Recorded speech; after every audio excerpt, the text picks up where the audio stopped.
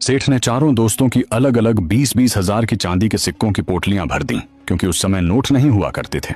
लेन then चांदी के सिक्कों से ही होता था। और सेठ ने चारों को उनकी उनकी पोटलियां उनके हाथों में थमा दी। फिर अपनी हिसाब किताब की मोटी किताब निकालकर चारों के नाम के सामने 20-20 हजार रुपए लिख दिए। इसके बाद धनराज सेठ ने कहा, अब तुम चारों इस किताब में अपना अपना नाम, पता और किस गांव से हो, साथ ही अपने पिता का नाम लिखो। और साथ ही यह भी लिखो कि जो 20,000 रुपए तुम ले रहे हो वह राशि तुम अगले जन्म में दोगे, इस जन्म में नहीं। और नीचे अपने हस्ताक्षर कर दो। धनराज सेठ के कहे अनुसार चारों निकम्मों ने उस मोटी डायरी में अपना नाम, पता और अपने माता पिता के नाम के साथ साथ जैसे जैसे धनराज सेठ ने कहा था वैसे वैसे सब कुछ लिख दिया। उसके बाद पैसे लेकर चारों ने धनराज सेठ से कहा, तो ठीक है सेठ जी, अब हम चलते हैं। सेठ जी ने कहा, ठीक है। इतना कहकर चारों दोस्त चांदी की पोटलियां लेकर अपने गांव की ओर रवाना हो गए। गांव दूर होने के कारण चलते चलते रास्ते में ही शाम हो चुकी थी और चारों ओर अंधेरा भी फैल गया, इसलिए चारों अपने गांव तक पहुंच नहीं पाए। तभी गांव के किनारे उन्हें एक घर दिखाई दिया। वह तेली लोगों का घर था जो तेल निकालने का काम करते थे। उस घर के बाहर पहुंचकर चारों ने आवाज लगाई, घर के अंदर कोई है क्या?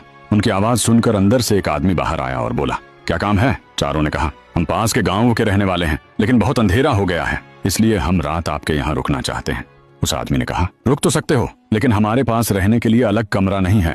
हमारे पास बस बैल और भैंसों का छप्पर है, वहीं रह सकते हो। चारों ने कहा, मंजूर है, हम वहीं रात गुजार लेंगे। उस आदमी ने कहा, चलो तो अंदर चलते हैं। फिर उस आदमी के कहे अनुसार चारों निकम्मे उसके पीछे पीछे घर के अंदर चले गए।